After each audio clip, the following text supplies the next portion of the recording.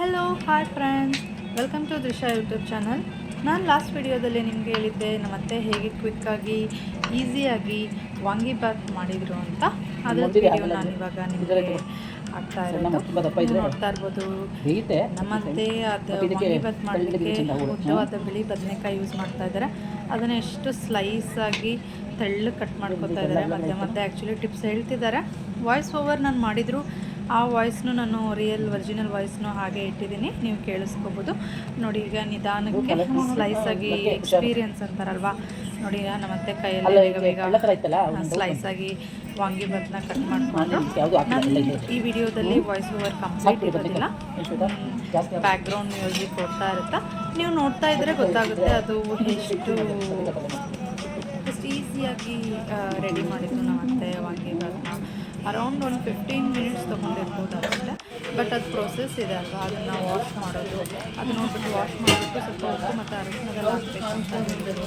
ಅದೆಲ್ಲ waiting time ಇದೆ ಅಷ್ಟೇ. ಸೊ ಈಸಿ, ಬೇಗ ಬೇಗ ಮಾಡ್ಕೊಂಬಿಡ್ಬೋದು 15 ಮಿನಿಟ್ಸಲ್ಲಿ. ಏನಾದರೂ ಪ್ಲ್ಯಾನ್ ಇಲ್ಲ, ಏನಾದರೂ ಅಡುಗೆ ಆಚೆ ಹೋಗಿ ತಿನ್ನಬೇಕು ಅಂತ ಅದನ್ನು ಪ್ರಿಫರ್ ಮಾಡಿದವರು ಮನೇಲಿ ಏನು ಮಾಡ್ಕೋಬೇಕು ಅಂತಂದರೆ ಈ ಥರ ಕ್ವಿಕ್ಕಾಗಿ 15 ಮಿನಿಟ್ಸಲ್ಲಿ ಅನ್ನ ಕೂಗಿಸ್ಕೊಂಡ್ಬಿಟ್ಟು ಸೈಡಿಗೆ ಇಟ್ಕೊಂಡು ಅದನ್ನು ಆರ್ಲಿಕ್ಕೆ ಇಟ್ಟಿರಬೇಕು. ಆಮೇಲೆ ನೀವು ನೋಡ್ತಾ ಇರ್ಬೋದು, ಈ ಥರ ಎಲ್ಲ ರೆಡಿ ಮಾಡ್ಕೋಬೇಕು. ಹಾಕಿದ್ರು ಸಾಸಿವೆ, ಜೀರಿಗೆ ಮತ್ತು ಕಡಲೆಬೇಳೆ ಹಾಕ್ಬಿಟ್ಟು ಸ್ವಲ್ಪ ಹಿಂಗು ಹಾಕ್ತಾಯಿದ್ದಾರೆ. ಓಕೆ, ನಿಮಗೆ ಗೊತ್ತಾಗುತ್ತೆ ಅನಿಸುತ್ತೆ ಈ ವಿಡಿಯೋ ನೋಡಿದರೆ ಅವ್ರು ಏನೇನು ಹಾಕ್ತಾಯಿದ್ದಾರೆ ಅಂತ.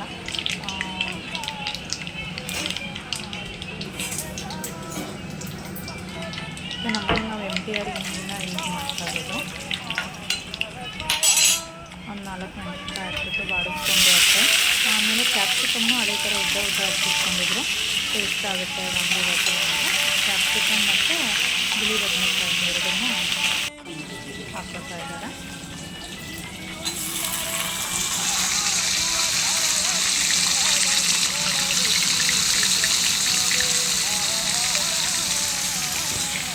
ಪೌಡ್ರ್ ಲಾಸ್ಟಿಗೆ ಹಾಕೋದಮ್ಮ. ಡೈರೆಕ್ಟ್ ಕುಕ್ಕರ್ಗೆ ಮಾಡ್ಬೋದು, ಬದನೆಕಾಯಿ ಜಾಸ್ತಿ ಬೆಂದೋಗುತ್ತೆ. ಆಮೇಲೆ ನಮ್ಮತ್ತೆ ಬಂದುಬಿಟ್ಟು ಹಿಂದಿ ಸಾಂಗ್ಸ್ಗಳಂದರೆ ತುಂಬ ಇಷ್ಟ. ಅವರ ಹಿಂದಿ ಸಾಂಗ್ಸ್ ಮ್ಯೂಸಿಕ್ ಹಿಂದ್ಗಡೆ ಬ್ಯಾಕ್ಗ್ರೌಂಡ್ ಇರ್ತಾ ಇತ್ತು. ಖುಷಿ ಅಲ್ವಾ ಹೆಣ್ಮಕ್ಳಿಗೆ ಒಂದು ಸಾಂಗ್ಸ್ ಹಾಕ್ಕೊಂಡು ಅದನ್ನ ಸಾಂಗ್ಸ್ ಹೇಳ್ಕೊತಾ ಮಾಡಿದ್ರೆ ಅವರಿಗೆ ಕೆಲಸ ಮಾಡ್ತಾಯಿದ್ದೀವಿ ಅಂತ ಟಯರ್ಡ್ನೆಸ್ ಅದೇನೋ ಒಂದು ಶಕ್ತಿ ಇರುತ್ತೆ ಮ್ಯೂಸಿಕ್ ಬ್ಯಾಕ್ಗ್ರೌಂಡಲ್ಲಿ. ಹಾಗೆ ನೋಡಿ ಅದೊಂದೇ ಹಾಕಿರೋದಲ್ವ ನೀವು.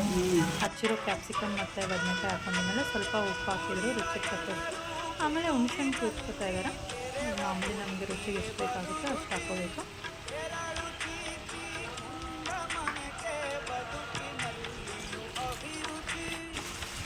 ಆಮೇಲೆ ಸ್ವಲ್ಪ ಅರಶಿನ ಹಾಕ್ತಿದ್ದಾರೆ. ನಮ್ಮತ್ತೆ ಅರಶಿನ ಹಾಕ್ಬೇಕಾದ್ರೆ ನೀವು ಕೇಳಿರ್ಬೋದು.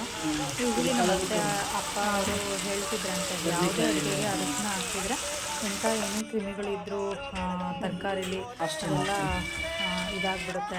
ಬದನೆಕಾಯಿ ಸ್ವಲ್ಪ ಬೆಂದಾದ್ಮೇಲೆ ಪುಡಿ ಹಾಕಿ ನೋಡಿರ್ಬೋದು, ನಾನು ಹೇಳಿದಾಗ ನಾವು ರೆಡಿಮೇಡ್ MTR ವಾಂಗಿಬಾತ್ ಪೌಡರ್ನ ತರಿಸ್ಕೊಂಡಿದ್ದು.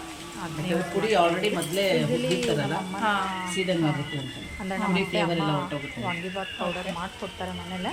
ಈ ಸರಿ ಖಾಲಿ ಆಗಿಬಿಟ್ಟಿತ್ತು, ಹಾಗಾಗಿ ನಮ್ಮ ಮಾವ ರೆಡಿಮೇಡ್ ತೊಗೊಂಡಿದ್ರು.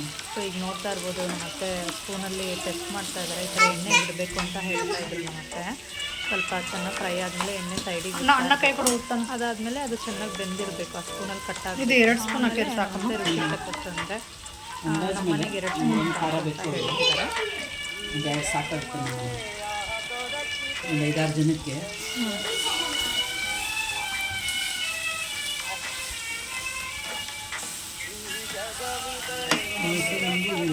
ಎಲ್ಲ ಅದನ್ನು ಸರಿಯಾಗಿ ಕಲಿಸಿದ್ಮೇಲೆ ಸ್ವಲ್ಪ ಕಲರ್ ಕಡಿಮೆ ಅನ್ನಿಸ್ತು ಅಂತ ಹೇಳ್ಬಿಟ್ಟು ನಮ್ಮ ಅತ್ತೆ ಇನ್ನೊಂದು ಸ್ವಲ್ಪ ಹಾಕಿದ್ರು. ಕಲರ್ ನೋಡಿಬಿಟ್ಟು ನಾವು ಡಿಸೈಡ್ ಮಾಡ್ಬೋದು ಅಂತ ಹೇಳ್ತಾ ಇದ್ರು. ನಮ್ಮ ಮನೇಲಿ ಈಗ ಒಂದು 6 ಮೆಂಬರ್ಸಿಗೆ ಮಾಡ್ತಾಯಿದ್ದಾರೆ ಇದನ್ನು.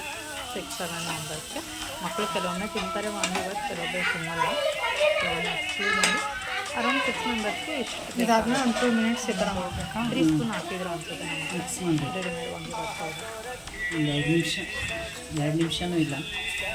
ಒಂದು 2 ಮಿನಿಟ್ಸ್ ಸಾಕು ಅಂತ oil ಹೇಳಿದ್ರು. ಇರುತ್ತೆ. ಇದನ್ನು ಹಾಕ್ಬಿಟ್ಟು ಪೌಡ್ರು ಚೆನ್ನಾಗಿ ಆಮೇಲೆ ಸೈಡಿಗೆ ಯಾವುದೇ ಅಡುಗೆಗೆ ಪುಡಿ ಹಾಕಿದ್ಮೇಲೆ ಎಣ್ಣೆ ಬಿಡುತ್ತೆ. ಎಣ್ಣೆ ಬಿಡ್ಲಿಕ್ಕೆ ಸ್ಟಾರ್ಟ್ ಮಾಡುತ್ತೆ ಪೌಡ್ರ್ ಹಾಕಿದ್ಮೇಲೆ. ಅದು ಬಾಣಲಿ ಬಿಡೋಕ್ಕೆ ಶುರು ಆಗುತ್ತೆ. ಆಲ್ರೆಡಿ ಇದು ಪೌಡರ್ನ ಹುರಿದು ಮಾಡಿರೋದ್ರಿಂದ ನಾವು ಜಾಸ್ತಿಯಾಗಿ ಮತ್ತೆ ಒಗ್ಗರಣೆಯಲ್ಲಿ ಬೇಯಿಸೋದೇನಿರಲ್ವಾ ಅಂತ ಹೇಳ್ತಿದ್ದಾರೆ. ಹಚ್ಕೊಳ್ಳಲ್ಲ ಈಸಿ. ಹಾಂ ನೋಡಿ, ಆಫ್ ಮಾಡಿಬಿಟ್ರು ಗ್ಯಾಸು. ಬಿಸಿಗೆ ಒಂದು 2 ಮಿನಿಟ್ಸ್ ಬಾಡ್ತಿದ್ರು. ತಣ್ಣಗಾದ್ಮೇಲೆ ಇದು ಒಗ್ಗರಣೆ ರೆಡಿ ಇದೆ. ಇದು ಚೆನ್ನಾಗಿ ಹಾಕಬೇಕು ಅಂತ ಹೇಳಿದೆ ನಾನು. ಇದು ತಣ್ಣಗಿರಬೇಕು. ಆಮೇಲೆ ನಾವು ಅನ್ನ ಕುದಿಸ್ಕೊಂಡಿರೋದು ತಣ್ಣಗೆ ಹಾಕಬೇಕು. ಎರಡು ತಣ್ಣಗಾದ್ಮೇಲೆ ನಿಧಾನವಾಗಿ ಸ್ಪೂನಲ್ಲೇ ಕಲಿಸ್ಕೋಬೇಕು. ಆಮೇಲೆ ಇದ್ರ ಜೊತೆ ವಾಂಗಿಭಾತ್ ಜೊತೆ ಯೂಶಲಿ ಈರುಳ್ಳಿ, ಸೌತೆಕಾಯಿ, ಆಮೇಲೆ ಇದ್ರ ಥರ ಹಪ್ಪಳ ಕರೆದಿರೋದೆಲ್ಲ ಇದ್ದರೆ ಇನ್ನೂ ಟೇಸ್ಟಿಯಾಗಿರುತ್ತೆ. ಓಕೆ ಫ್ರೆಂಡ್ಸ್, ನಿಮಗೆ ಈಸಿಯಾಗಿ ಮಾಡ್ಕೊಳ್ಳಿಕ್ಕೆ ಒಂದು ರೆಸಿಪಿ ಸಿಕ್ತು ಅಂತ ಅಂದ್ಕೋತೀನಿ. ಮತ್ತು ನೆಕ್ಸ್ಟ್ ವಿಡಿಯೋದಲ್ಲಿ ಸಿಗೋಣ. ಅಲ್ಲಿವರೆಗೂ ನಗ್ತಾ ಇರಿ, ಖುಷಿಯಾಗಿರಿ, ಮತ್ತು ನಮ್ಮ ಚಾನಲ್ಗೆ ಸಬ್ಸ್ಕ್ರೈಬ್ ಮಾಡೋದನ್ನ ಮರಿಬೇಡಿ. Bye bye. Thank you.